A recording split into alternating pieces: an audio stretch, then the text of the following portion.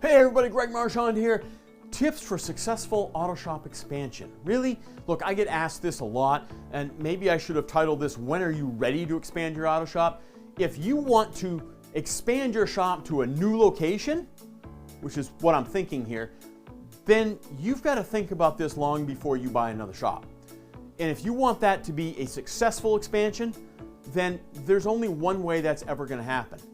If your existing automotive shop can stand on its own without you and not suffer in any way, shape, or form.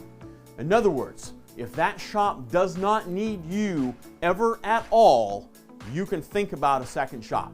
Because here's what happens when you open a second shop. You're going to spend most of your life there. And the last thing you need to worry about is your first shop. So if your first shop cannot stand on its own, if you don't have the personnel, the practices, the documented processes and procedures that everybody follows to a T all the time, don't even consider auto shop expansion.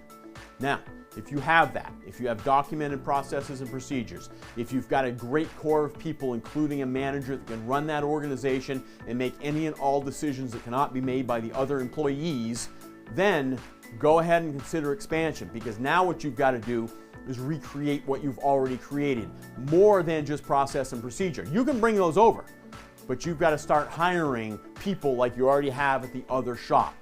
And if you can duplicate that management structure and those people and personalities in the new shop, then you're gonna have a successful expansion. So focus on your shop right now, get it to where you want it to be, where it can stand on its own without you. If you can go away for 12 months of the year and that business is gonna continue to grow, talk to me about expanding your auto repair shop.